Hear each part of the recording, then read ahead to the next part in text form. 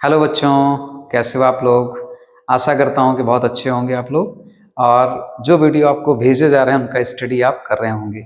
तो आज फिर इस मेरे वीडियो लेक्चर में आपका बहुत बहुत स्वागत है। और पिछले वीडियो लेक्चर में आपसे मैंने बात करी थी फ्यूल सेल के बारे में। आज ये विद्युत रसायन का लास्ट टॉपिक होगा आपका संचारण। इस बोर्ड पे मैंने लिख दिया है। तो आज चलिए हम डिस्कस करते हैं संचारण के बारे में। ओके, तो बच्चों संचारण क्या है ये समझना है आज हमको।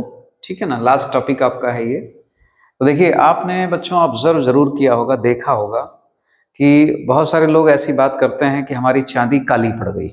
ठीक है ना। तो चांदी की चमक कम हो जाना या उसका हल्का काला हो जाना, ये भी संचारण का एक उदाहरण है। ओके, चलिए दूसरे एग्जाम्पल की बात करते हैं।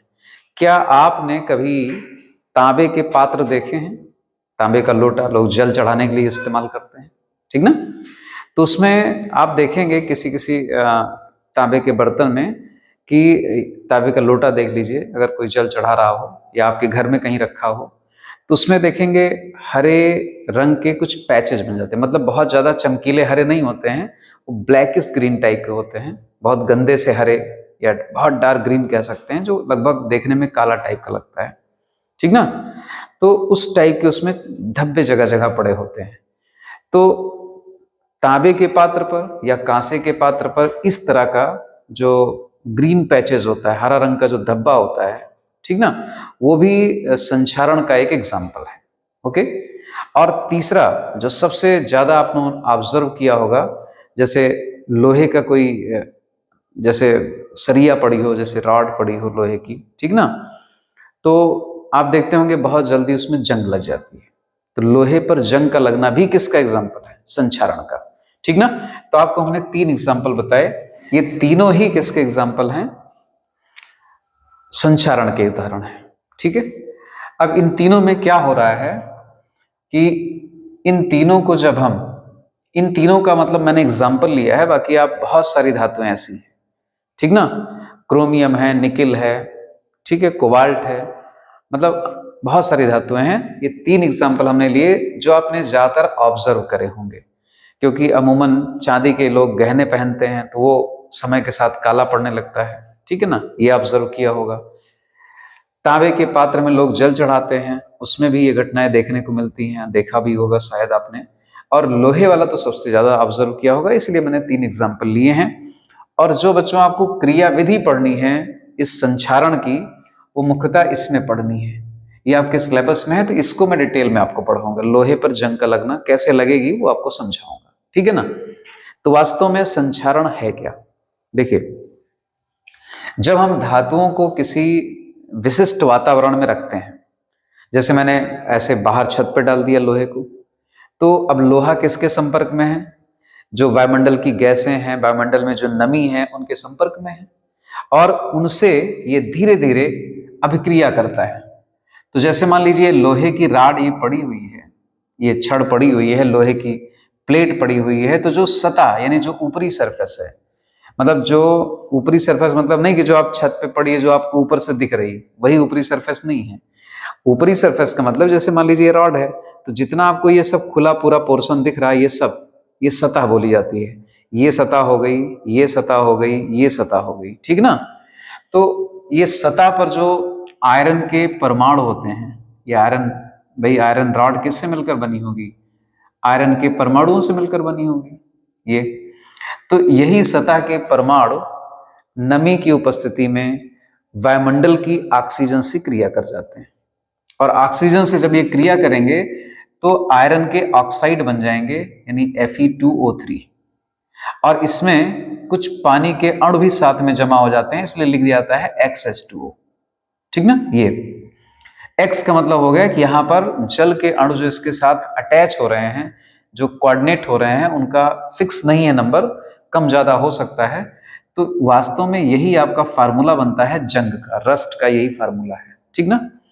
तो जब ये लोहे की छड़ या लोहे की जो धातु है, ये जब वायुमंडल में उपस्थित नमी और वायु से क्रिया करके इस तरह का कंपाउंड, इस तरह का यौगिक बना लेगी सरफेस पर, तो होता क्या है कि जैसे जितने आयरन के परमाणु इस तरह से रस्ट में बदल जाएंगे, Fe2O3.H2O में बदल जाएंगे, तो उनका बाकी के साथ जो और परमाणु हैं, जो नीचे साइड में परमाणु हैं, उनके साथ उनकी बॉन्डिंग कमजोर पड़ जाती है। उनके जो मजबूती है, उनके साथ जो आबंध बना हुआ था, वो कमजोर पड़ जाएगा। तो कमजोर पड़ जाएगा, लेकिन ये इसी सरफेस पर ही डिपॉजिट होते रहेंगे। ऐसे हर जगह धीरे धीरे आगे बढ़ेगा, इस लेयर में आ जाएगा। तो इस तरह से बॉन्डिंग कमजोर होती जाएगी और धातु आपकी बिल्कुल भंगुर हो जाएगी, उसकी मजबूती खत्म हो जाएगी, वो बहुत आसानी से टूट जाएगी। इस तरह से बहुत ज्यादा नुकसान होता है लोहे की धातुओं में, ठीक है ना। तो ये भी एक एग्जाम्पल है। और हो क्यों रहा है संक्षारण? क्योंकि वायुमंडल की जो गैसें हैं, जो उसमें और भी कारक हैं, नमी है, उन सब से कहीं ना कहीं कुछ ना कुछ इसकी क्रिया हो रही है, और जो नया कंपाउंड बन रहा है उसका बाकी के साथ जो उसके परमाणु हैं उनके साथ बॉन्डिंग कमजोर पड़ जा रही है, इसीलिए ऐसा हो रहा है। इतनी बात समझ में आई? अब देखिए, अगर चांदी की चमक कम हो रही है, तो अगर हम चांदी के धातु की बात करें, मतलब चांदी की बात करें, सिल्वर मेटल की, तो सपोज करिए ये मेटल है, इसको भी हमने अगर मान लीजिए पहन रखा है, ठीक ना, धातु के गहने बना के, चांदी के गहने बना के पहने हैं, तो लगातार किसके संपर्क में आ रहा है? लगातार इस वायुमंडल के संपर्क में आ रहा है। हम नहाते हैं, पानी के संपर्क में आता है, ऑक्सीजन के संपर्क में आ रहा है जो वायु में है, ठीक है ना। तो ये चांदी धीरे धीरे, अगर मान लीजिए कि सपोज करिए कि मान लीजिए बहुत ज्यादा पॉल्यूटेड एरिया में आप रहते हैं, तो पॉल्यूटेड एरिया में रहने से बरसात के समय में वहां पर जो है, जो बारिश होती है, ठीक ना, उसमें अम्ल की मात्रा थोड़ी ज्यादा हो जाती है, और उसके भी संपर्क में अगर आ रहा है, तो ये वायुमंडल की ऑक्सीजन से क्रिया कर जाएगा, और जो इसके परमाणु हैं सतह वाले, वो किस में कन्वर्ट हो जाएंगे? Ag2O में, यानी सिल्वर ऑक्साइड बना लेंगे। और सिल्वर ऑक्साइड का रंग अब उतना चमकीला नहीं रह जाएगा, बल्कि काला पड़ जाता है। तो चूंकि सतह पर ये परमाणु, जो सिल्वर के परमाणु थे, ये सिल्वर के परमाणु धीरे धीरे किस में कन्वर्ट होते रहते हैं? सिल्वर ऑक्साइड में। और सिल्वर ऑक्साइड देखने में काला होता जाएगा, इसलिए धीरे धीरे उसकी जो चमक है वो कम होती चली जाएगी और काली पड़ती चली जाएगी, ठीक है ना। लेकिन ऐसा होने से धातु की मजबूती पर बहुत ज्यादा डिफरेंस नहीं आता है, ठीक ना। तो यहां पर क्या हुआ? यहां पर धातु भंगुर नहीं हुई, बल्कि वो उसकी चमक फीकी पड़ गई, वो काली पड़ गई, ठीक है। ऐसे ही तांबे के केस में होता है कि जब तांबे का पात्र लगातार वायुमंडल की ऑक्सीजन, कार्बन डाइऑक्साइड, ठीक ना, इन सबके नमी, इन सबके संपर्क में रहता है, तो ये अपने ऊपर एक परत जमा लेता है जो हरे रंग के धब्बे के रूप में उसमें नजर आती है। और ये बेसिकली होता क्या है, अगर इसका हम फार्मूला देखें, तो ये बेसिक कॉपर कार्बोनेट होता है, यानी कॉपर कार्बोनेट डॉट CuOH का होल ट्वाइस, ठीक ना। और इसी के कारण जो ये कॉपर, जैसे मान लीजिए ये कॉपर रॉड थी ये वाली, तो ये कॉपर रॉड या कॉपर का पात्र है, कोई भी पात्र हो, तो वो किससे मिलकर बना है? मुख्यतः कॉपर के परमाणुओं से मिलकर बना है, ठीक ना। और यही कॉपर के परमाणु जो सतह पर हैं, ये वायुमंडल में उपस्थित गैसों से, नमी से, कार्बन डाइऑक्साइड से किसी भी तरह से इंटरेक्ट करके ये बना लेते हैं, क्रिया करके ये बना लेते हैं, ठीक ना। और इसको हम बोलते हैं बेसिक कॉपर कार्बोनेट। और ये पूरा किस रंग का होता है? लगभग हरे रंग का होता है, बहुत गहरा हरा रंग होता है। देखने में चमकीला हरा तो नहीं दिखेगा आपको, आप ऑब्जर्व करिएगा तो समझ जाइएगा कि वैसा हरा दिखता है, ठीक ना। मतलब हल्का काला और हरा जैसे मिल जाए तो उस टाइप का रंग आता है, ठीक है। तो इसीलिए अगर आपको, चूंकि ये बेसिक कॉपर कार्बोनेट है, अगर इसको साफ करना है आपको, तो ऐसे पानी से धुलेंगे तो क्या होगा? पानी से धुलने पर थोड़ी समस्या आएगी, बहुत अच्छे से साफ नहीं होगा। अगर इसमें नींबू का रस थोड़ा सा निचोड़ लें पानी में, और तब उससे सफाई करें, तो चूंकि ये बेसिक नेचर का होता है, एसिड से रिएक्शन करेगा तो ये आसानी से साफ हो जाएगा, ठीक ना। एसिड से रिएक्शन करके न्यूट्रल हो जाएगा, तो इसकी बॉन्डिंग कमजोर पड़ जाएगी, सतह को छोड़ देगा, और ये आसानी से पात्र आपका साफ हो जाएगा। तो ये मैंने 3 एग्जाम्पल दिए, तीनों के केस में आपने देखा कि लोहे पर जब संक्षारण होता है, जंग लगती है, संक्षारण के फलस्वरूप जंग लगती है, तो इसकी जो शक्ति है वो काफी दुर्बल हो जाती है, भंगुर हो जाता है। लेकिन बाकी के दोनों क्या होते हैं, अपनी चमक होते हैं, दुर्बलता बहुत ज्यादा नहीं आती है। ऐसे एल्युमिनियम मेटल है, उसके भी सरफेस पर जब संक्षारण हो जाता है, अर्थात ऑक्साइड, एल्युमिनियम ऑक्साइड की लेयर बन जाती है, ये एक पतली सी परत चढ़ जाएगी, तो उसकी भी मजबूती में बहुत ज्यादा अंतर नहीं आता है और उसकी चमक हल्का कम हो जाती है, लेकिन वो हमारे लिए ज्यादा इंपॉर्टेंट हो जाता है, क्योंकि उसके बाद उसमें अब कोई नमी वगैरह प्रवेश नहीं करेगी और वो धातु बिल्कुल सुरक्षित हो गई, ठीक ना। इसीलिए उसका उपयोग देखिए आप खिड़कियां बनाने में, दरवाजे की फ्रेम बनाने में, सब जगह किया जाता है एल्युमिनियम का। किसी पेंटिंग की उसको जरूरत नहीं पड़ती है, वैसे वर्षों तक चलती रहती है, ठीक है ना। तो कहीं कहीं थोड़ा बहुत लाभदायक भी है, लेकिन मैक्सिमम केसेस में देखिए नुकसानदायक हो जाती है, यहाँ तो बहुत बड़ा लॉस होता है, ठीक ना। तो वास्तव में संक्षारण की परिभाषा अब आप समराइज कर सकते हैं, मतलब एक दो लाइन में आप बना सकते हैं। तो संक्षारण की परिभाषा क्या हो सकती है कि जब किसी धातु को किसी विशिष्ट वातावरण में रखा जाता है, तो वो धातु उस वातावरण में उपस्थित जो भी कारक हैं, जो भी गैसें हैं, नमी है, उन सबसे धीरे धीरे क्रिया करके अपनी सतह को कलुषित कर लेती है। यहां पर एक वर्ड यूज किया जाएगा, हिंदी वर्ड है कलुषित, इंग्लिश होता है डेट्रियोरेट कर लेती है। तो सतह का कलुषित हो जाना ही संक्षारण कहलाता है। तो परिभाषा आप लोग लिख लेंगे, हमारी बात को सुन लीजिएगा ध्यान से, अपना नोट्स अपना तैयार कर लीजिएगा, ठीक ना। कि जब किसी धातु को किसी विशिष्ट वातावरण में रखा जाता है, तो वातावरण से मतलब उसमें उपस्थित जो कारक हैं उनसे क्रिया करती है। जैसे उसमें गैसें होंगी, उसमें नमी होगी, ठीक ना, कार्बन डाइऑक्साइड गैस होगी, और कार्बन डाइऑक्साइड गैस वायु में उपस्थित नमी के साथ क्रिया करके एसिड बना लेता है, कार्बोनिक एसिड ये बना लेता है। तो इससे भी क्रिया हो सकती है कार्बोनिक एसिड से। तो तमाम उसमें कारक हैं।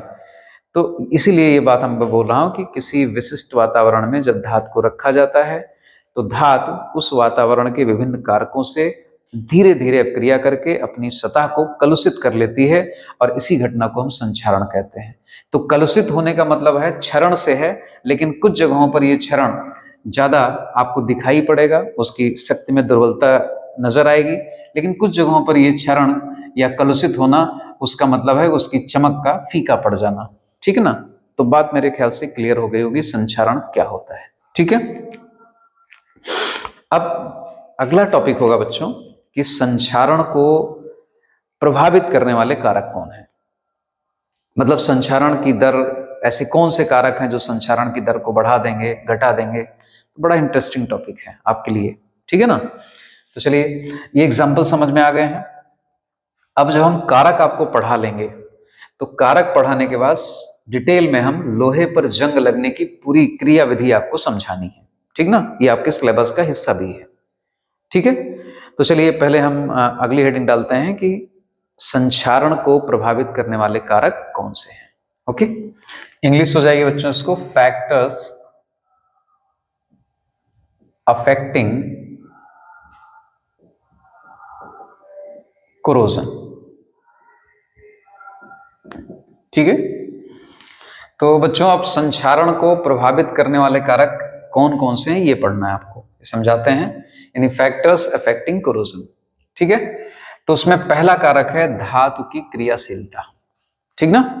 तो सीधी सी बात है कि जो धातु जितना ज्यादा क्रियाशील होगी, वो उतना तेजी से वायुमंडल के ऑक्सीजन से, गैसों से, अन्य गैसों से, नमी से क्रिया करेगी, तो उतना ज्यादा उसमें संक्षारण होगा, ठीक है ना। तो सीधा सा रिलेशन समझ में आ गया आपको कि जैसे धातु की क्रियाशीलता बढ़ती जाएगी, उसके संक्षारित होने की प्रवृत्ति उतना ही ज्यादा होगी, सीधा सा रिलेशन, ठीक है। जैसे मान लीजिए अगर हमारे पास दो धातुएं हैं, सोडियम है, या चलिए सोडियम ही मान लेते हैं, आयरन मान लेते हैं, तो इनकी संक्षारण की दर ज्यादा है क्योंकि ये ज्यादा क्रियाशील है। आयरन के संक्षारण की दर कम है क्योंकि वो कुछ कम क्रियाशील है। लेकिन आपने देखा होगा कि वर्षों तक अगर हम चांदी प्योर स्टेट में, मतलब उसमें कोई अशुद्धि न मिली हो, शुद्ध चांदी या शुद्ध सोना वो बहुत कम क्रियाशील होता है, ऑलमोस्ट इसको हम इनर्ट, जैसे आप पढ़े होंगे अक्रिय गैसें होती हैं, तो वैसे अक्रिय धातुएं होती हैं। तो उस अक्रिय धातु में या नोबल मेटल में इसका नाम आता है सोना और प्लेटिनम, यानी गोल्ड एंड प्लेटिनम, ठीक है ना। ये दोनों धातुएं इतनी कम क्रियाशील हैं कि इनमें संचारण ऑलमोस्ट नगण्य होता है, ठीक ना, इसका संचारण नहीं होता। इसीलिए सोने की धातुएं या सोने के जो गहने बनते हैं, आप देखिए वर्षों तक उसमें कोई चेंजेस नहीं आते हैं खास, ठीक ना, अगर वो शुद्ध है, उसमें कोई और धातु ना मिलाई गई हो, क्योंकि उसकी मजबूती को बढ़ाने के लिए कापर, एजी ये सब मिला दिया जाता है। तो अगर वो नहीं है, 24 कैरेट का आपका है, तो उसमें आप देखेंगे कि वर्षों तक वैसे उसकी चमक बनी रहेगी, ठीक है ना, उसमें कोई संचारण नहीं होगा। तो क्यों नहीं हो रहा है? क्योंकि इसकी क्रियाशीलता, यानी ये क्रिया ही नहीं करता, इसकी रिएक्टिविटी जो है बहुत कम है। अब रिएक्टिविटी क्यों कम है, ये अलग टॉपिक हो जाता है, ठीक ना। तो ये आपको 11th क्लास के जो है पीरियड टेबल में भी मिला होगा कि जो धातुएं बहुत सरलता से इलेक्ट्रॉन त्याग कर देती हैं, वो बहुत ज्यादा क्या होती हैं, रिएक्टिव होती हैं, ठीक ना। और एक्वस सॉल्यूशन में हम बात करें तो इसी चैप्टर में आपको विद्युत रासायनिक श्रेणी पढ़ाई है, उसमें से आप पूरी श्रेणी को देख करके पता लगा सकते हैं कौन धातु किससे ज्यादा क्रियाशील है, ठीक है। तो इस टॉपिक को यहीं रोकते हैं। तो मेरी बात समझ में आ गई होगी कि जो धातु जितनी ज्यादा क्रियाशील होगी उसमें संचारण की प्रवृत्ति उतनी ही ज्यादा होगी। ओके, चलिए नेक्स्ट बढ़ते हैं। धातु में अशुद्धियों की उपस्थिति। अभी आपको बताएंगे कि जो संचारण की क्रिया है वास्तव में एक बहुत जटिल क्रिया है, लेकिन ओवरऑल कितनी भी जटिल क्यों ना हो, लेकिन इसकी जो केमिस्ट्री है वो बहुत मतलब माना गया है कि ये एक विद्युत रासायनिक क्रिया है, और इसमें छोटे छोटे धातुओं में सेल बन जाते हैं, गैल्वेनिक सेल। और गैल्वेनिक सेल बनने पर क्या होता है कि एक भाग पर ऑक्सीकरण होता है और एक भाग पर अपचयन। तो जहां ऑक्सीकरण होता है वहां नष्ट होता रहता है, वहां संचारण होता रहता है, ठीक ना। तो इस तरह से धातुओं में संचारण की क्रिया होती है और उस माना गया गैल्वेनिक सेल बन जाती है। अब चूंकि गैल्वेनिक सेल बनेगी तो एक हिस्सा क्रियाशील होगा, एक हिस्सा कम क्रियाशील होगा, ठीक है ना, कम रिएक्टिव होगा। तो जब धातुओं में कोई और धातु मिली होगी, उसमें अशुद्धियां होंगी, तो वो अशुद्धियां क्या हो जाएंगी, या तो कम क्रियाशील होंगी या ज्यादा क्रियाशील होंगी। अगर ज्यादा क्रियाशील हुई तब तो धातु कुछ दिनों तक सुरक्षित रह जाएगी आपकी, क्योंकि जो ज्यादा क्रियाशील होगा उसका संचारण होगा। लेकिन अगर मान लीजिए कि कोई आयरन का पीस है, आयरन है, और उसमें कोई अन्य धातु जो इससे कम क्रियाशील है, ठीक ना, जैसे मान लीजिए आयरन में हम क्या डाल दें, कोबाल्ट डाल दें, कैडमियम डाल दें, कैडमियम की अशुद्धि मिली हो, तो जब आयरन में इन सब धातुओं की अशुद्धि मिली होगी तो अब आयरन क्या हो जाएगा, आयरन एक एनोड की भांति काम करेगा और इसका ऑक्सीकरण होगा। और ऑक्सीकरण होना मतलब इसका संचारण हो रहा है, और इन धातुओं का नहीं होगा, ठीक है ना। तो अगर धातुएं अशुद्धि के रूप में मौजूद होती हैं तो इसका अर्थ यही हो गया कि उसमें संचारण की प्रवृत्ति बढ़ जाती है, ठीक ना। अभी क्रिया भी जब बताएंगे तो और अच्छे समझ में आ जाएगा। तीसरा फैक्टर आ गया, तो ये बात क्लियर हो गई कि धातुओं में अगर अशुद्धियां हैं तो गैल्वेनिक सेल बनने में मदद मिल जाती है और इसलिए उनका संचारण और तेजी से होता है, ठीक है। अब तीसरा फैक्टर देखिए, वायु में क्रियाशील गैसों की उपस्थिति। तो वायु में मुख्यतः तो नाइट्रोजन होती है, और नाइट्रोजन तो अक्रिय गैस है, ये किसी से क्रिया ही नहीं करती। दूसरी सबसे ज्यादा पाई जाने वाली गैस है ऑक्सीजन, ये क्रिया करती है धीरे धीरे। अब मान लीजिए इसी में और ज्यादा क्रियाशील कोई गैसें आ गई, जैसे मान लीजिए कि आपका कार्बन मोनोऑक्साइड आ गया, CO2 भी क्रियाशील बहुत नहीं है लेकिन ये भी क्रिया करती है, क्योंकि ये नमी के साथ मिल करके एसिड बना लेती है, कार्बोनिक एसिड। तो इसलिए इसके क्रिया करने के चांसेस या क्रिया में सहायता कर देती है, ठीक है ना। तो Cl2 गैस मान लीजिए वहां पर आ गई तो ये भी क्रिया करेगी बहुत ज्यादा, तो संचारण की दर बढ़ जाएगी। तो इसलिए अगर वायुमंडल में क्रियाशील गैसें जैसे जैसे कम होती जाएंगी संचारण की प्रवृत्ति कम हो जाएगी, लेकिन अगर बढ़ गई तो बढ़ती चली जाएगी, ठीक ना। मान लीजिए सल्फर डाइऑक्साइड गैस आ गई, ये भी बहुत क्रिया करती है, ठीक है। तो ये सब क्रियाशील गैसें हैं, सल्फर डाइऑक्साइड हो गया, Cl2 हो गया, ठीक ना। तो ये सारी गैसें जब वायुमंडल में ज्यादा आ जाएंगी, वायु में ज्यादा आ जाएंगी तो संचारण की प्रवृत्ति बढ़ जाएगी। ओके, समझ में आ गया होगा। नेक्स्ट और लास्ट फैक्टर है कि जल में विद्युत अपघट्यों की उपस्थिति। तो अभी आपको बताया कि संचारण जब होता है तो उसमें नमी भी आवश्यक होती है, खास करके आयरन के केस में, लोहे में जब जंग लगती है तो नमी का होना बहुत जरूरी है, और अगर जल में विद्युत अपघट्य घुले हैं, जैसे जो वायुमंडल में जल है, नमी है, अगर उसमें विद्युत अपघट्य घुल जाए, और विद्युत अपघट्य वहां कहाँ आएगा? वायु में जो नमी है उसमें विद्युत अपघट्य कहाँ से आता है? उसमें विद्युत अपघट्य आता है कि वायु में जो जल है और जो CO2 है, ये CO2 जल में जब घुलती है या इससे इंटरेक्ट करती है तो बना लेती है H2CO3, और H2CO3 आयोनाइज हो जाता है H प्लस में और CO3 माइनस माइनस में, ठीक ना, ये बन जाता है। तो हम विद्युत अपघट्य किसे कहते हैं? कि जो जल में घुल करके H प्लस यानी धनायन और ऋणायन उत्पन्न करते हैं, यानी आयंस उत्पन्न करते हैं या विद्युत धारा का संचालन करने में समर्थ होते हैं, उन्हें हम विद्युत अपघट्य कहते हैं। तो जैसे जैसे जल में विद्युत अपघट्य की मात्रा बढ़ेगी, वैसे वैसे उसमें संचारण की, यानी उस माध्यम में रखी हुई जो धातु है, ठीक ना, उसमें संचारण की प्रवृत्ति बढ़ जाएगी। एग्जाम्पल समझाते हैं। जैसे मान लीजिए आपके पास ये जल है, ये पात्र है, और यहां पर आपने समुद्र का जल ले रखा है। तो समुद्र के जल में बहुत सारे लवण घोड़े होते हैं। लवण मतलब विद्युत अपघट्य ही होते हैं वो, ठीक ना। जैसे NaCl हुआ, KCl हुआ, वो समुद्र के जल में ज्यादा है। तो जब इसमें कोई आयरन का पीस आप डालेंगे तो उसमें संचारण तेजी के साथ होगा। लेकिन अगर पानी को बॉयल कर दीजिए और बॉयल करने के बाद उसमें जो साल्ट है कुछ निकल गए, ठीक ना, कुछ सॉलिडिफाई हो गए, लेकिन कुछ तब भी बचे हैं, लेकिन ये साल्ट की मात्रा यानी विद्युत अपघट्य की मात्रा इसमें कम है। तो जब इसमें कम है तो आप देखेंगे दोनों को समान समय तक अगर रखेंगे तो इसमें जंग ज्यादा लगेगी, इसमें कम लगेगी।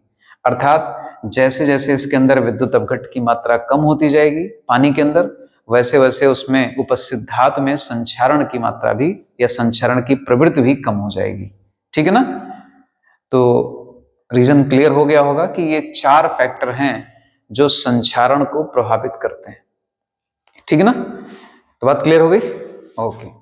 अब आपको जो पढ़ना है वो आपको बताया था हमने कि जो लोहे में जंग लगना है उसकी पूरी मैकेनिज्म आपको समझानी है, पूरी क्रियाविधि। ओके, ठीक है। तो अब अगला टॉपिक वही रहेगा हमारा, मैकेनिज्म। तो बच्चों अभी आप लोगों ने पढ़ लिया था कि संचारण की क्रिया क्या होती है और उसको प्रभावित करने वाले कारक कौन है।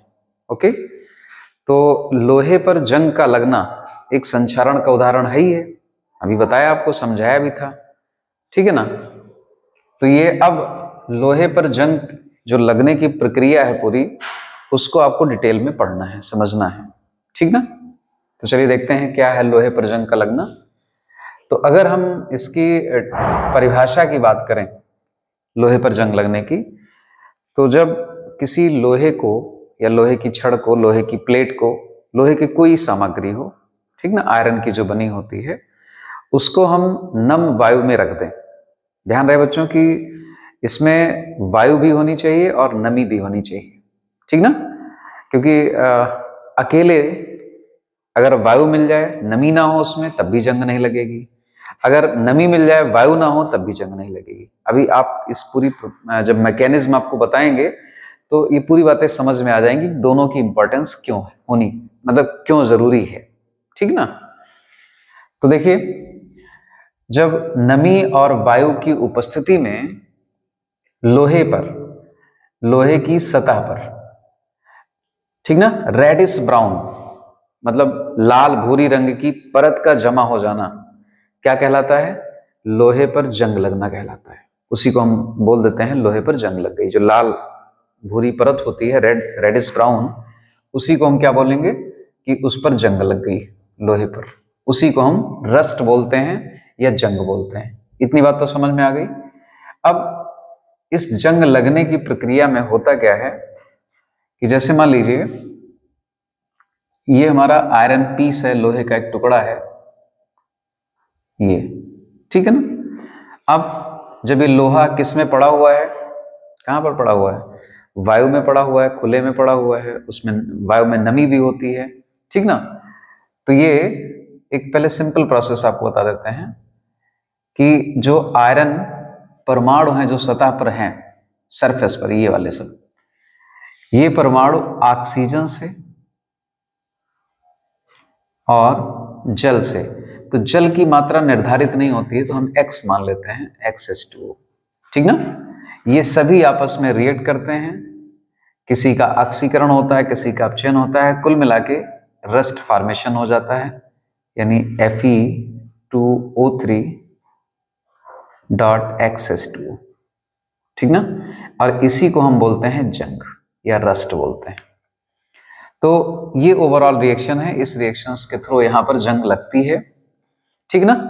अब इस जंग लगने की क्रिया को, यानी लोहे पर जो जंग लग रही है, इसको कौन कौन से ऐसे कारक हैं जो इसको और फास्ट कर सकते हैं या इसको प्रभावित कर सकते हैं, ठीक ना। फास्ट की बात हम नहीं करते, बल्कि जंग लगने की प्रक्रिया में कौन कौन से फैक्टर सहायक हैं, ठीक ना। तो दोनों बातें इंक्लूड हो जाएंगी इसमें। तो देखिए, जंग लगने में जो सहायक कारक हैं, यानी जिनकी उपस्थिति में जंग लगेगी, तो सबसे पहले वायु का होना तो जरूरी है। पहला फैक्टर क्या हो गया? वायु। समझ में आ रहा है? दूसरा नमी, नमी मतलब जल, ठीक ना। तीसरा एक फैक्टर है कार्बन डाइऑक्साइड, अगर उसमें वायु में ज्यादा है तो और अच्छा कारक है, वैसे कार्बन डाइऑक्साइड का होना बहुत जरूरी भी है, ठीक ना। तो कार्बन डाइऑक्साइड भी है। तीसरा, धातु में, धातु का मतलब यहां सीधे लिख देते हैं आयरन में, यानी Fe में कम सक्रिय धातुओं की उपस्थिति, धातुओं की उपस्थिति ये भी बहुत सहायक होती है। और तीसरा है जल, मतलब तीसरा नहीं, फिफ्थ फैक्टर हो जाएगा, जल में विद्युत अपघट्य, विद्युत अपघट्य की उपस्थिति, ठीक ना। तो ये ऐसे कारक हैं जो जंग लगने में बहुत सहायक हैं। तो ये 5 फैक्टर हमने लिख दिए हैं। जल में लास्ट फैक्टर आपका था, मतलब है जल में विद्युत अपघट्य की उपस्थिति, ठीक ना। तो ये 5 कारक हैं जिनसे जंग लगने की जो प्रक्रिया है वो होती भी है और उसको तेज भी किया जा सकता है। तो जैसे देखिए, ये 3 जो ऊपर के फैक्टर लिखे हैं, वायु, नमी और CO2, ठीक ना, इन तीनों का होना तो बहुत जरूरी है। यानी जब ये नहीं होंगे तो जंग लगेगी ही नहीं। और खास करके वायु और नमी तो बिल्कुल, मतलब ये आप समझ लीजिए कि वायु और नमी तेज नहीं करते, बल्कि ये आवश्यक कारक हैं, बिना इनकी उपस्थिति में जंग लगना ही नहीं है। उसके बाद से CO2 है, Fe में कम सक्रिय धातुओं की उपस्थिति है, जल में विद्युत अपघट्य की उपस्थिति है, ये सारे कारक जो होते हैं ये जंग लगने की प्रक्रिया में सहायक हो जाते हैं, ठीक ना। तो बात समझ गए होंगे ये 5 फैक्टर में से। अब जो जंग लगने की प्रक्रिया है, शायद आपने 9th या 10th क्लास में पढ़ा भी होगा, एक एक्सपेरिमेंट दिखाया गया था, 2 दिखाए गए थे। एक में क्या किया गया था, एक पात्र लिया गया और इसमें पानी भर दिया गया, ठीक है ना। और पानी भर करके इसमें लोहे की एक कील डाल दी गई, ये मान लो कील इसमें पड़ी है, ठीक ना, ये कील। लेकिन इस पानी को पहले बॉयल कर दिया गया, उबाल दिया गया, इसमें से सारी जो वायु थी वो निकाल दी गई, केवल पानी भरा गया। तो देखा गया कि भाई इसमें कोई कील में कोई जंग नहीं लगती है। क्यों नहीं लग रही है? क्योंकि नमी तो है, भरपूर नमी है, पानी है भाई, लेकिन ये नहीं है, वायु नहीं है, ओके। इसमें CO2 गैसेस भी नहीं होंगी, तो इसलिए इसमें जंग लगने की प्रक्रिया नहीं होगी, अन्यथा जंग नहीं लगती है। फिर दूसरे एक्सपेरिमेंट में क्या किया गया कि एक दूसरा पात्र लिया गया और इसमें कील रख दी गई, लेकिन कील रखने से पहले, इसको एयर टाइट करने से पहले यहां पर कैल्शियम क्लोराइड के क्रिस्टल डाल दिए गए। और जो ये जिस पर ये वेस बनाया गया, जिस पर कील रखी है, इसमें तमाम छिद्र कर दिए गए थे, जगह जगह ऐसे ये छिद्र बना दिए गए थे। तो जिससे कि क्या हो जाए, वायु जो इसमें भरी है, यहाँ पर एयर जो है उसमें जो उपस्थित नमी है, नमी को क्या करेगा, कैल्शियम क्लोराइड, ये कैल्शियम क्लोराइड जो होता है नमी को अवशोषित कर लेगा। तो सारी नमी यहाँ पर, यहाँ नीचे आ जाएगी, और जो ये कील है ये सिर्फ शुष्क वायु के संपर्क में रहेगी। तो जब शुष्क वायु के संपर्क में रहेगी, ड्राई एयर के संपर्क में रहेगी, तो भी देखा गया कि इसमें जंग नहीं लगती है।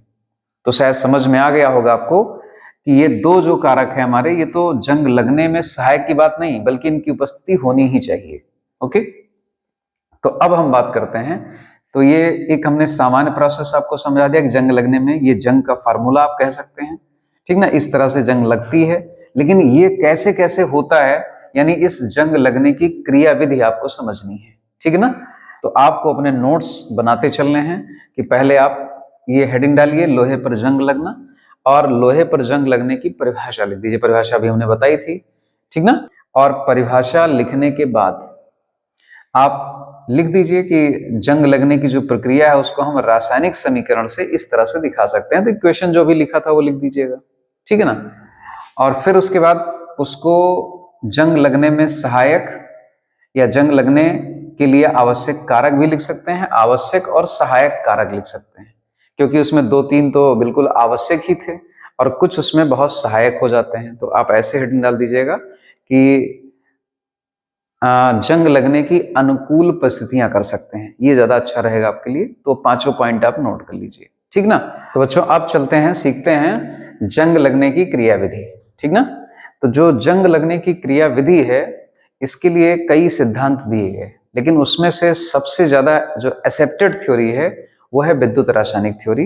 यानी ये माना जाता है कि जो जंग लगती है वो वास्तव में एक विद्युत रासायनिक क्रिया है, ठीक ना। होता क्या है इसमें कि जैसे मान लीजिए ये आपका एक आयरन का टुकड़ा है, लोहे का टुकड़ा है, लोहे का पीस है, ठीक है ना, ये पड़ा हुआ है बाहर कहीं। तो इस पर क्या होता है कि इसके सतह पर छोटी छोटी गैल्वेनी सेल का निर्माण हो जाता है। गैल्वेनी सेल आपने इसी चैप्टर में पढ़ा होगा। गैल्वेनी सेल का निर्माण होने का मतलब कि इस लोहे का जो ये टुकड़ा है, इसकी सतह पर कोई एक भाग पर, मान लीजिए यहां पर, इस भाग पर या ये वाला हिस्सा किसकी तरह बिहेव करने लगा, मान लीजिए ये एनोड बन गया। यानी इसको हम बोलते हैं एनोड, एनोडिक क्षेत्र कह सकते हैं, एनोड, ठीक ना। ये एनोड की तरह कार्य कर रहा है। और इसी पर दूसरा जो हिस्सा है, मान लीजिए यहां पर है वो, और ये बन गया हमारा कैथोड। क्या बन गया, कैथोड। तो इसी तरह की तमाम सेल्स, इसी तरह के तमाम रीजन बन जाते हैं। तो एक कैथोड और एनोड को मिलाकर के हम एक सूक्ष्म गैल्वेनिक सेल बोल सकते हैं कि ये इतना पूरा हमारा एक सेल की तरह काम कर रहा है, ठीक ना। इसकी सतह पर जल भी होगा, जल भी जमा होगा, जल की परत होगी, ठीक ना। मान लीजिए ऐसे यहां भी कोई सेल बन जाए, ये एनोडिक क्षेत्र की तरह काम करने लगे, ये कैथोडिक क्षेत्र की तरह, और इसके ऊपर जो जल की परत है वो विद्युत अपघट्ट की तरह काम करने लगे। ओके, तो इस तरह से मैं अब एक ही दिखाऊंगा आपको। इस तरह से धातु के सतह पर बहुत सारी छोटी छोटी सेलों का निर्माण हो जाता है। और आपको पता है कि जब सेल की तरह, यानी छोटी छोटी इसमें सेल बन गई हैं, तो जहां एनोड बना हुआ है, यानी जो एनोडिक क्षेत्र है, यहां पर जो भी आयरन होगा, जो भी लोहे के परमाणु होंगे, वो ऑक्सीकृत होने लगेंगे, ठीक ना। यानी यहां पर जो आयरन परमाणु है वो क्या करेगा, यहां पर Fe जो है वो इसमें से इलेक्ट्रॉन त्याग देगा, ये इलेक्ट्रॉन निकाल देगा और खुद किसमें चेंज हो जाएगा, Fe++ आयनों में, ठीक ना। तो यहां पर Fe परमाणु जो यहां पर है सतह पर, उसको मैंने दिखाया, और उसने क्या किया, 2 इलेक्ट्रॉन त्याग दिया, ये 2 इलेक्ट्रॉन त्याग दिए, किसमें चेंज हो गया, Fe पर, ठीक ना। अब ये इलेक्ट्रॉन, ये जो मैंने यहां बनाया है, इसका कोई मतलब नहीं है, ये सब पूरा धातु ही तो है। अब इस धातु, यहां से इलेक्ट्रॉन मुक्त हुआ, अंदर ही अंदर चल के वो कहां पहुंच जाएगा, कैथोडिक क्षेत्र पर पहुंच जाएगा, यानी कैथोड पर पहुंच जाएगा, ठीक है ना। और कैथोड पर क्या होगा, कैथोड पर पढ़ा है आपने, अपचयन होगा। तो यहां पर किसका अपचयन होगा, यहां पर कैथोड पर जो ऑक्सीजन है, कहां है ऑक्सीजन, कहां से मिली हमको, जो इस छड़ के चारों तरफ जो वायु है उसमें ऑक्सीजन पर्याप्त मात्रा में मौजूद है, ठीक है ना, उसमें नमी भी है। तो जो वायु में ऑक्सीजन है वही ऑक्सीजन इस इलेक्ट्रॉन को, ठीक ना, और साथ साथ जो यहाँ पर जो नमी है, जो जल है, इसमें H+ आयन भी होंगे। अभी बताएंगे आपको H+ आयन आते कहाँ से हैं, ये समझाएंगे। तो अभी आप ऐसे समझिए कि जो नमी है या जो जल की परत है उसमें H+ आयन है।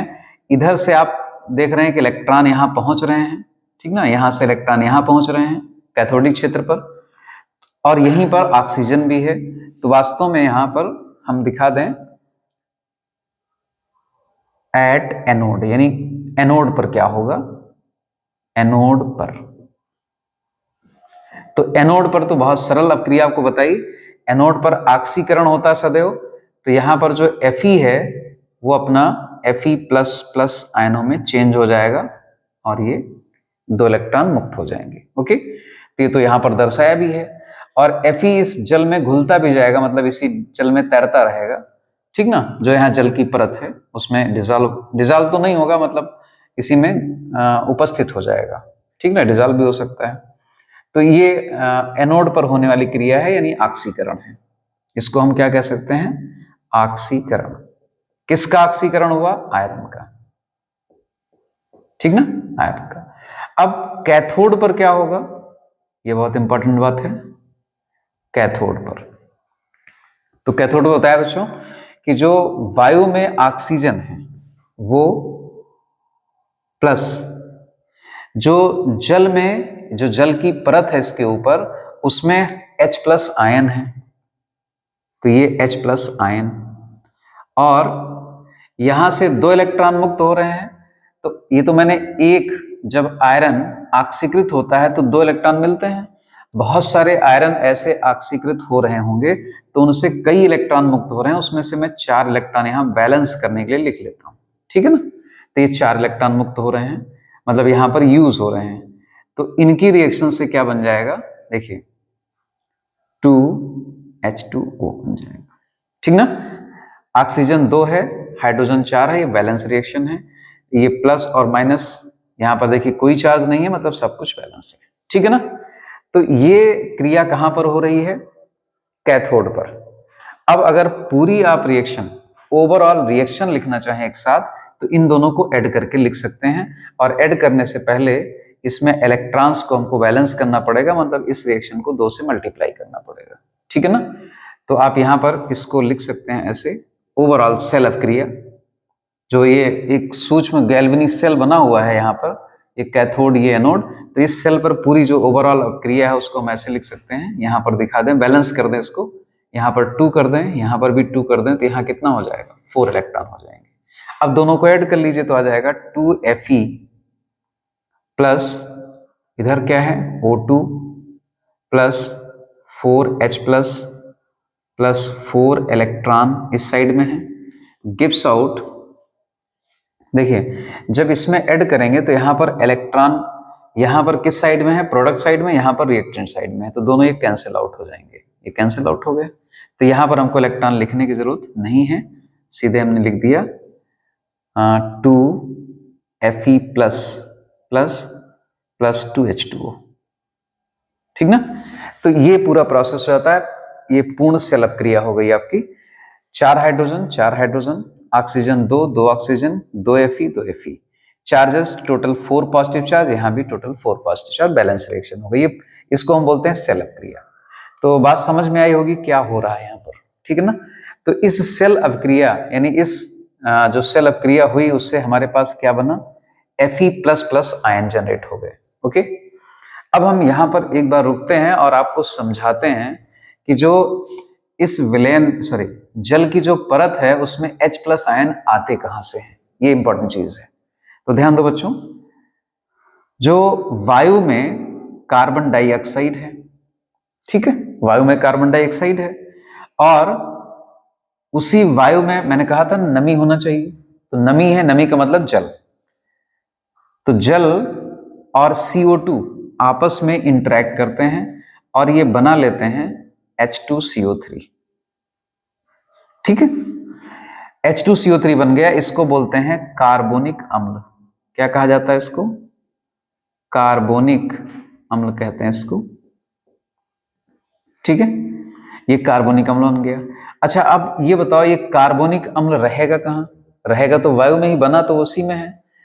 तो होगा क्या कि जो यहाँ पर इसकी सतह पर जल की परत जमी है, जल की परत एक फिल्म बन गई है, उसी फिल्म में ये कार्बोनिक एसिड डिसॉल्व होना शुरू कर देगा। ये डिसॉल्व हो गया उसी में, जल के कांटेक्ट में आने पर CO2 ने ये बनाया, और जो बन रहा है वो जल में घुल भी रहा है। तो चूंकि ये दुर्बल विद्युत अपघट्य होता है, तो जल में इसका वियोजन होता है, लेकिन वो एक रिवर्सिबल प्रोसेस होता है। तो इस तरह से जब वियोजन होगा तो बन जाएगा ये 2H plus CO3 double minus, यानी हाइड्रोजन आयन इस तरह से मुक्त होंगे। और यही हाइड्रोजन आयन यहाँ पर आते हैं, यहाँ इस जल की परत में मौजूद होते हैं, और यही हाइड्रोजन आयन अपचयन के लिए रिस्पॉन्सिबल होते हैं, मतलब अपचयन की क्रिया को संपादित कराते हैं। तो बच्चों, आपने ये देखा कि कैसे H+ आयन यहाँ पर जनरेट हुआ, ठीक है ना। CO2 से ये जल, CO2 और जल इंटरेक्ट करके कार्बोनिक अम्ल बनाए, और कार्बोनिक अम्ल जल में ही डिसॉल्व होकर आंशिक रूप से विभाजित हुआ और H+ आयन बना, ठीक है ना। तो ये जो सेल रिएक्शन हमने पूरी लिखी है, इसमें Fe आयन बना हुआ था। अब Fe आयन का क्या होगा, अभी हम थोड़ा सा और बाद में बात करेंगे इसकी।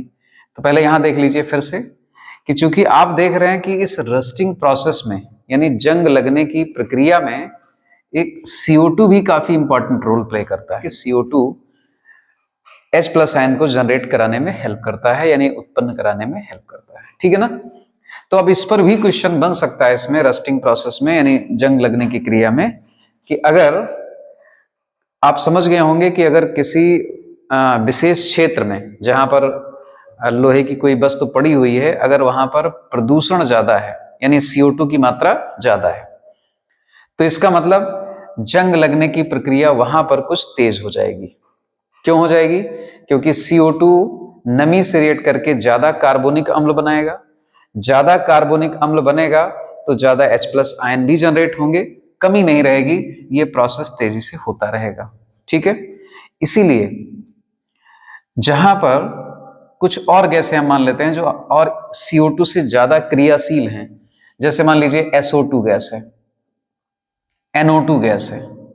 अगर एयर में, यानी वायु में, इन गैसों की मात्रा बढ़ती जाए, या ऐसी जगह है जहां पर प्रदूषण ज्यादा है और उन प्रदूषक गैसों में SO2 और NO2 इन सब की मात्रा ज्यादा है, या SO3 की मात्रा भी है इसमें, तो ये सारी गैसें नमी से, यानी H2O से इंटरेक्ट करके क्या बना लेंगी, जो सल्फर डाइऑक्साइड है वो H2SO3 बना सकता है, पुनः ऑक्सीकृत होकर H2SO4 में कन्वर्ट हो सकता है।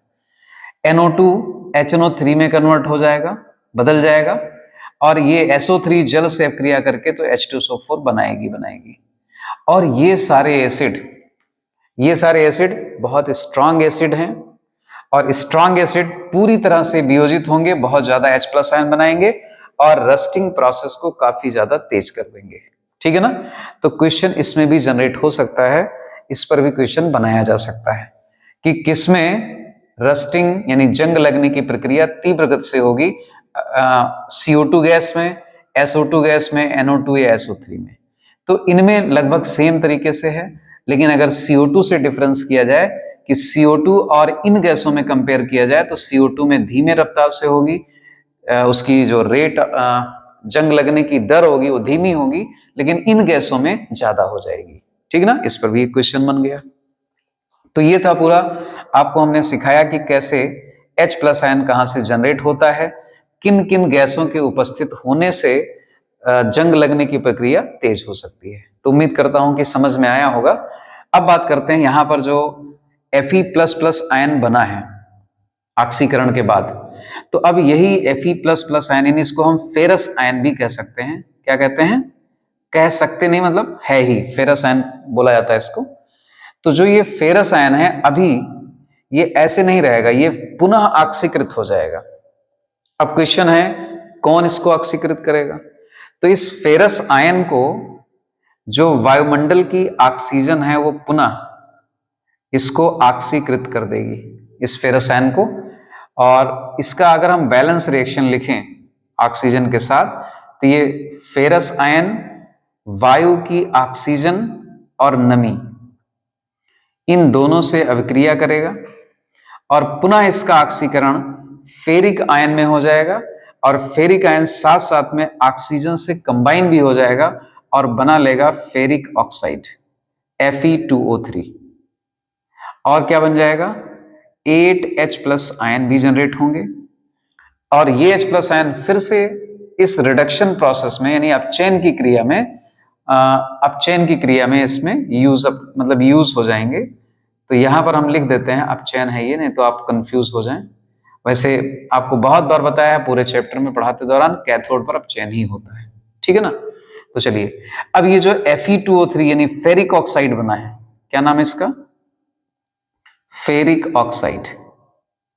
अब यही फेरिक ऑक्साइड जल से फिर से इंटरेक्ट करेगा, जल से क्रिया करेगा या जल के साथ जुड़ेगा Fe2O3 और डॉट नहीं मतलब +XH2O। तो यहां पर हमने X इसलिए लिख दिया है कि जल की मात्रा कोई फिक्स नहीं होती है, बस जल इसके साथ जुड़ेगा, तो इसीलिए X लिखा हुआ आपको मिलता है सूत्र में Fe2O3.XH2O। जल की कोई निर्धारित मात्रा नहीं होती, कुछ भी अणु इसके साथ जुड़े हो सकते हैं, 2, 4, 5, 6 इस तरह से अणु इसके साथ जुड़ सकते हैं। तो ये बन जाएगा और इसी को हम बोलते हैं, ये लाल भूरे कलर का होता है, लाल भूरा कलर रंग होता है इसका, और इसी को कहा जाता है जंग। इसी को हम रस्ट बोलते हैं, यानी Fe2O3.XH2। तो यही कंपाउंड बनता है जो इस परत पर बनता चला जाएगा। लोहे के जितने परमाणु होंगे वो इसी रूप में बदलते चले जाएंगे और जब ये सारे लोहे के परमाणु सरफेस वाले जंग में परिवर्तित हो जाएंगे, रस्ट में परिवर्तित हो जाएंगे, तो इनका बाकी के परमाणुओं के साथ जो बॉन्डिंग है, जो बंध है, वो कमजोर पड़ जाता है और ये पोरस भी हो जाते हैं। इसलिए आगे इसके जो नीचे लेयर है परमाणुओं की, जिनमें जंग नहीं लगी थी, अब उनमें भी जंग लगना प्रारंभ हो जाएगी इसी तरीके से। तो इस तरह से ये लेयर मोटी हो जाएगी और ये स्वतः उस धातु से निकल करके बाहर गिर जाती है या बहुत ही भंगुर हो जाती है, जरा सा थोड़ा सा भी झटका लगने पर ये गिर जाती है। और ये जब गिर जाएगी तो आगे और जो सरफेस है, जो अंदर के परमाणु हैं, वो और एयर के संपर्क में आ जाएंगे, वायु के संपर्क में आ जाएंगे, उसमें फिर से जंग लगना शुरू हो जाएगा। तो इस तरह से पूरी धातु धीरे धीरे धीरे धीरे खराब होती जाती है। तो समझ गए होंगे कि संक्षारण से कितना नुकसान है, यानी जंग लगने की जो प्रक्रिया है उससे काफी ज्यादा धातुओं का नुकसान हो जाता है, ठीक है।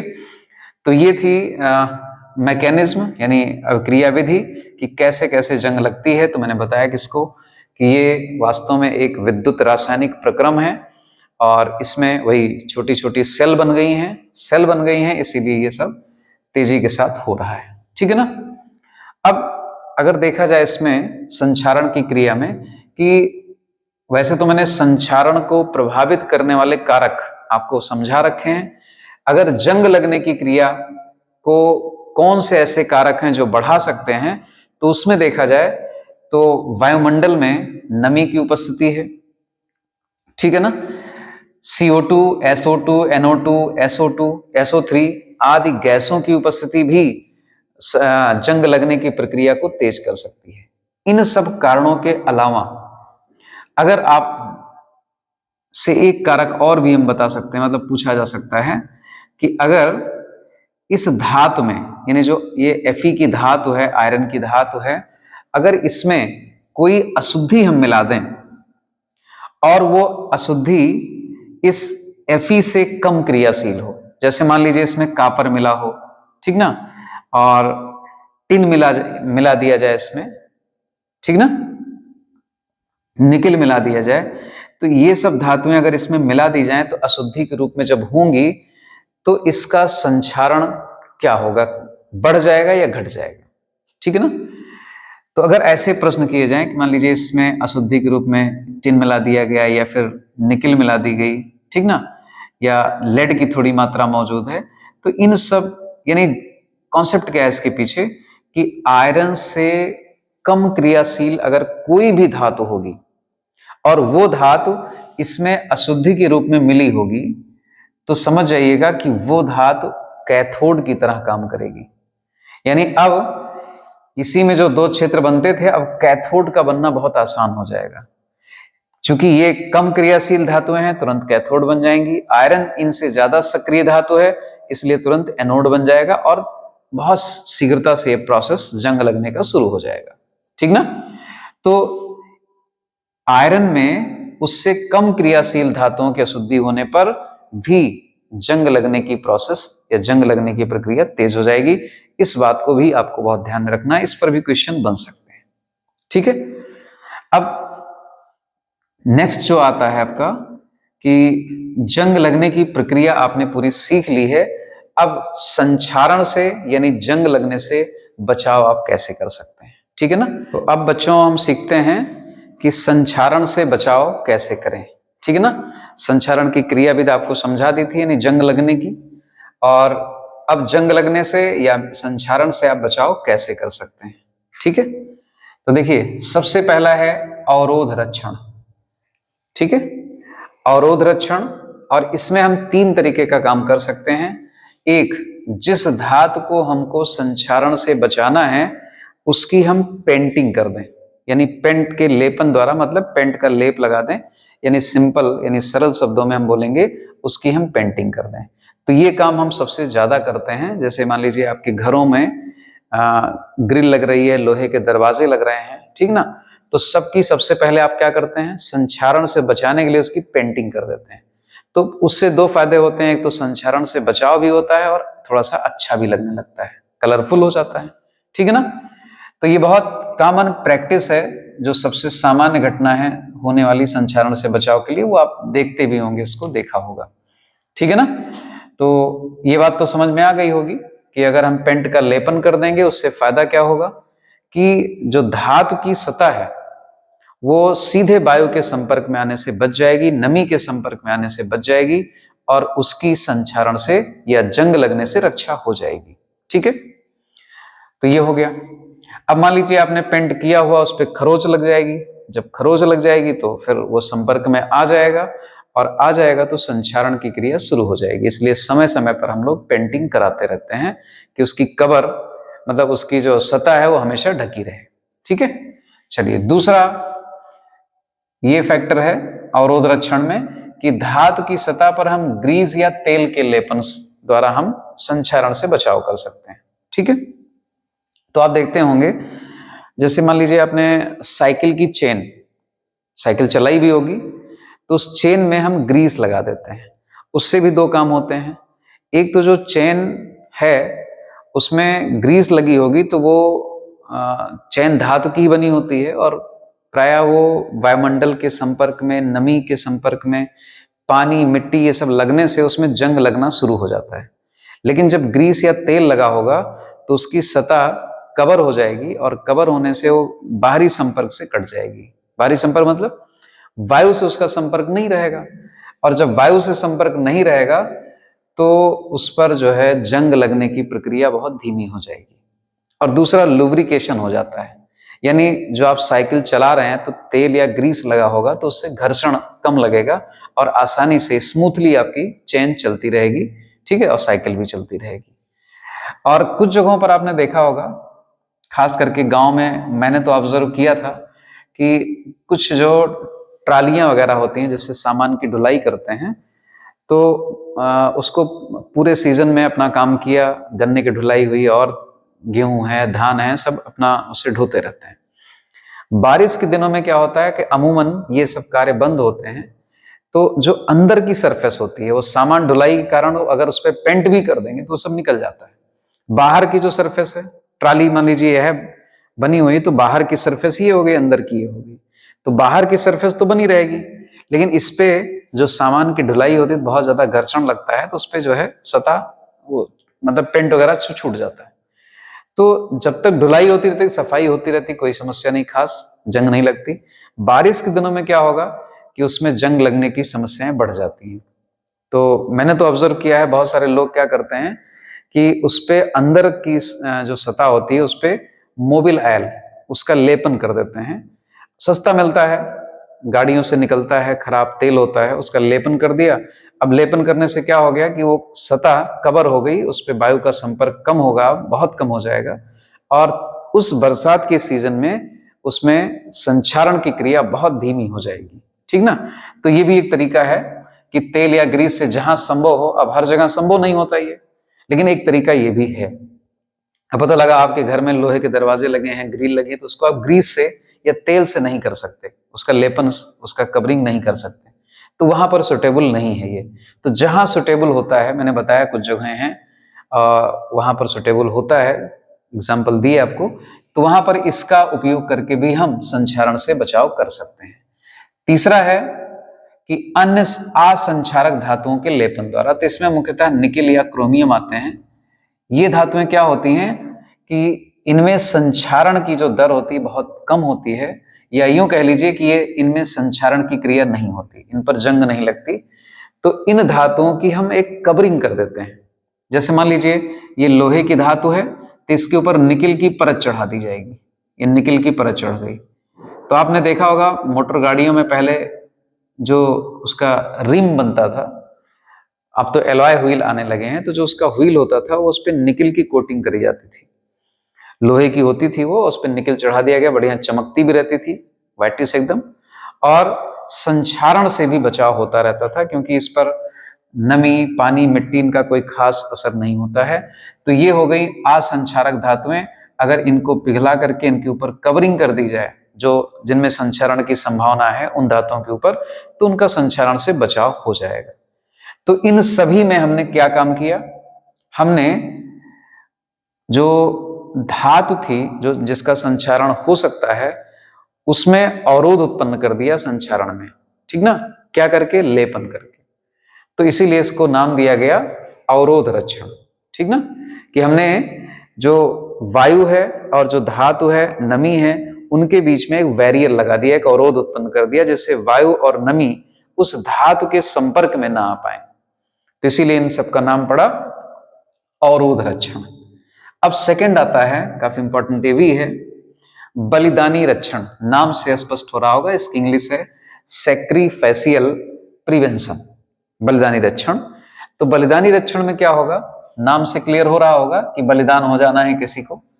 तो अब कौन बलिदान हो जाएगा, किसका मतलब कौन नष्ट हो जाएगा, तो वही कॉन्सेप्ट है इसका बलिदानी रक्षण का। इसमें क्या होता है कि जिस धातु का हमको रक्षण करना है, संक्षारण से बचाव करना है, उसके ऊपर हम उससे ज्यादा क्रियाशील धातु की परत चढ़ा देते हैं। तो जैसे मान लीजिए हमने चढ़ा दिया इसके ऊपर कौन सी परत, जिंक की परत, तो जिंक इससे ज्यादा क्रियाशील है, ठीक ना। अब जिंक ज्यादा क्रियाशील है, तो जब इसके ऊपर उसकी परत चढ़ी रहेगी, ये जिंक की परत हो गई, मान लीजिए ये जिंक की परत हो गई, इसके ऊपर चढ़ा दी ये फी था, और ये जो कोटिंग चढ़ रही है किसकी है, जिंक की है, चारों तरफ हो गई ऐसे, ठीक ना, ऐसे ये जिंक, क्लियर हो गया, ये जिंक की परत चढ़ा दी हमने। अब जब जिंक की परत हमने चढ़ा दिया है इसके ऊपर, तो जो कुछ होना होगा वो जिंक का होगा, पहले जिंक का संक्षारण होगा, ठीक ना, क्योंकि जिंक जो है वो Fe से ज्यादा क्रियाशील है। तो अगर इसमें संक्षारण के दौरान विद्युत रासायनिक सेल का निर्माण भी हो जाए तो जिंक क्रियाशील है, यही एनोड बनेगा। ये क्या बन सकता है, एनोड। विद्युत रासायनिक सेल बनने की स्थिति में ये एनोड बनेगा। वैसे तो कवर किया हुआ है, संपर्क में आने ही नहीं देगा इसको, किसके, वायु और नमी के, लेकिन जिंक है संपर्क में, क्रियाशील ज्यादा है, तो ये क्या करता रहेगा, खुद कोरोड होता रहेगा, खुद संचारित होता रहेगा और इसको बचा लेगा। इसमें एक फायदा और है, मान लीजिए आपने इसकी कवरिंग कर दी है, लोहे की कोई वस्तु है उसका आपने जिंक से कवरिंग कर दी, तो जब कवर कर दिया तो मान लीजिए इसका कहीं पर खुरच गया ये, और जिंक की परत वहां नष्ट हो गई। अब यहां पर देखिए जरा इस पॉइंट पर, तो यहां पर सीधे वायु और नमी किसके संपर्क में आ रहे हैं, किसके संपर्क में आ रहे हैं, आयरन के, लोहे के। फिर भी इस लोहे का कोरोजन यहां नहीं होगा, बड़ा इंटरेस्टिंग चीज है। क्यों नहीं होगा? रीजन वही एक ही है कि अभी भी जब यहाँ पर कोरोजन की या संक्षारण की क्रिया होना शुरू होगी तो उस संक्षारण की क्रिया में ये आयरन कैथोड बन जाएगा। क्यों बन जाएगा? क्योंकि कम क्रियाशील है। किससे? जिंक से। और जिंक बनेगा एनोड।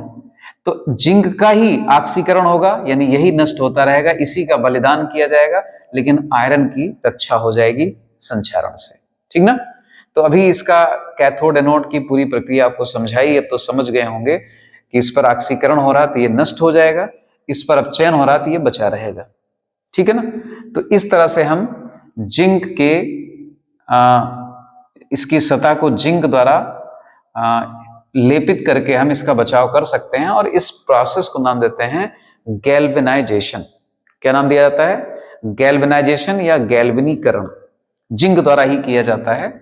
अब जिंक द्वारा गैल्वेनीकरण करने के लिए हम क्या करते हैं?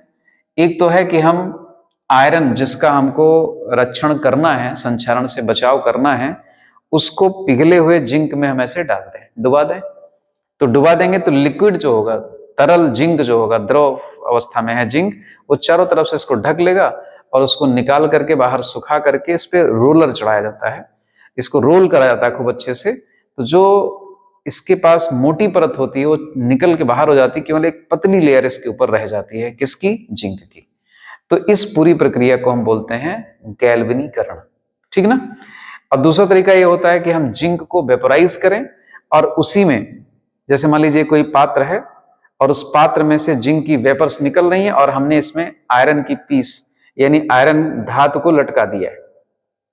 तो जो जिंक की वेपर्स हैं, वाष्प हैं जिंक की, वो इसके चारों तरफ इकट्ठी हो जाएंगी, संघनित हो जाएंगी, इसी के ऊपर एक पतली सी लेयर बन जाएगी। तो इन दो तरीकों से हम क्या कर सकते हैं? जिंक की परत इसके ऊपर चढ़ा सकते हैं, उसका गैल्वेनीकरण कर सकते हैं। तो इसके फायदे भी आपने देख लिए। और दूसरा है बलिदानी रक्षण में मेनली एसन की परत चढ़ा देंगे। तो चूंकि एसन क्या है? टिन है ये, और टिन Fe से कम क्रियाशील है। तो जब तक टिन की परत इसके ऊपर चढ़ी है तब तक तो इसकी रक्षा होती रहेगी, क्योंकि इसमें संक्षारण धीरे धीरे होगा तो ये धीरे धीरे खत्म होता चला जाएगा टिन, लेकिन आयरन बचा रह जाएगा। अब इसमें और इसमें क्या मतलब अंतर है वो देख लीजिए। जैसे मैंने कहा था कि अगर जिंक की परत कहीं से खुरच जाए और आयरन सीधे वायु के संपर्क में आ जाए तो भी उसका संक्षारण नहीं होगा, लेकिन टिन के केस में ऐसा नहीं होगा। अगर मान लीजिए टिन की परत है चारों तरफ, किसकी परत हो गई? टिन की। तो टिन की परत मान लीजिए यहां खुरच गई और हट गई यहां से, और आयरन सीधे वायु के संपर्क में आ गया, तो यहां पर अब आयरन का संक्षारण होना शुरू हो जाएगा। क्यों? क्योंकि अब इस स्थिति में आयरन जो आपका होगा वो एनोड का काम करेगा और टिन क्या बन जाएगा? कैथोड। तो आयरन का ऑक्सीकरण होना शुरू हो जाएगा। तो दोनों के सतह पर कवरिंग से ये दोनों अलग अलग अंतर हैं, दोनों के अलग अलग फायदे नुकसान हैं। तो जिंक में कोई समस्या नहीं है, जिंक अपना बलिदान होता रहेगा और इसकी रक्षा होती रहेगी। टिन में क्या है? टिन जब तक कवरिंग रहेगी तब तक रक्षा करेगा, अगर कहीं से खुरच गई है तो नुकसान हो जाएगा आयरन को। और जिंक के केस में खुरच जाने पर भी, आयरन के वायु के संपर्क में आने पर भी कोई नुकसान नहीं होगा। ठीक है? तो ये बलिदानी रक्षण आपको समझ में आया होगा, उम्मीद कर रहे हैं। अब नेक्स्ट है कैथोडिक रक्षण। इसका इस्तेमाल कहां किया जाता है? कि जैसे मान लीजिए पानी के अंदर या लोहे जमीन के अंदर मोटी मोटी पाइपें निकाली जाती हैं, डाली जाती हैं, और इसमें जंग लगने के चांसेस रहते हैं। नमी है, वायु पहुंच गई और मिट्टी भी है, तो यहां पर जंग लगने के चांसेस बहुत होते हैं। तो इसलिए इन पाइपों का कनेक्शन बहुत ही सक्रिय धातु, जैसे मान लीजिए मैग्नीशियम से कर दिया गया। ये मैग्नीशियम का बड़ा सा एक टुकड़ा लगा दिया जाता है और उसको तार के द्वारा जोड़ दिया जाता है लोहे की पाइप से। ठीक है? अब क्या होगा? अब इसमें जो लोहे का पाइप है, ये आयरन की पाइप, ठीक ना, या किसी और भी वस्तु को आप जो लोहे की बनी उसको बचाना चाहते हैं, जमीन के अंदर है, तो इस तरह से बड़े बड़े टैंक होते हैं लोहे के जो डाले जाते हैं, इसमें पेट्रोल वगैरह डीजल वगैरह भरे जाते हैं, तो उनको भी हम संक्षारण से इस तरह से बचा सकते हैं कि वहीं अंदर ही मैग्नीशियम धातु होती है जो बहुत सक्रिय धातु है, उससे जोड़ करके एक तार से इसको जोड़ देंगे तो उससे होगा क्या कि अब ये जो लोहे का पाइप है या लोहे का टैंक है, ये किस तरह बिहेव करेगा, किस तरह से कार्य करेगा, एक कैथोड की भांति। और ये मैग्नीशियम धातु किस तरह से व्यवहार करेगी, एक एनोड की तरह। तो अगर इसमें संक्षारण की क्रिया होगी तो इसमें मैग्नीशियम धातु क्यों जाएगी, क्योंकि मैग्नीशियम सक्रिय धातु है आयरन से, और मैग्नीशियम एनोड बनेगा, एनोड पर मैग्नीशियम का ऑक्सीकरण होगा, और ऑक्सीकरण होने से ये नष्ट होती जाएगी, लेकिन आयरन की पाइप आपकी बच जाएगी क्योंकि इस पर अपचयन की क्रिया होगी, ठीक ना। और इसलिए समय समय पर हम इस मैग्नीशियम ब्लॉक को रिप्लेस कर देंगे और फिर से इसको कनेक्ट कर देंगे, तो हमारी पाइप या फिर टैंक जो जमीन में पड़े होते हैं उनकी लंबे समय तक हम कोरोजन से यानी संक्षारण से उनका बचाव कर सकते हैं, ठीक है ना। तो ये था बच्चों संक्षारण से बचाव का तरीका। और इस तरह से अब ये विद्युत रसायन का टॉपिक आपका फिनिश होता है, ठीक है ना। इसमें मैंने समझाने के दौरान आपको बहुत सारी बातें बताई, यहाँ से क्वेश्चन इस तरह से बन सकते हैं, तो आप बहुत ध्यान से देखिएगा और अपने नोट्स तैयार कर लीजिएगा शॉर्ट में, ठीक है। तो आपको निश्चित रूप से समझ में बात आएगी, ठीक ना। आप बुक से पढ़िए, नोट्स पढ़िए अपने, फिर ना समझ में आए वीडियो देख लीजिए, ठीक है ना। बात पूरी समझ में आनी चाहिए। आप एक बार खुद से ऐसे मन में सोच के देखिए कि मुझको आ रहा है समझ में, नहीं आ रहा है, ठीक ना, क्या रह जा रहा है, क्या चीज में भूल जा रहा हूं। तो अगर मेहनत करेंगे तो डेफिनेटली ये वीडियो आपके लिए हेल्पफुल होगा। और अगर आप इसको एक नजर में ऐसे छोड़ देंगे तो शायद ही कोई चीज आपके लिए हेल्पफुल हो सकती है जो आपको समझा सकती है, ठीक है ना।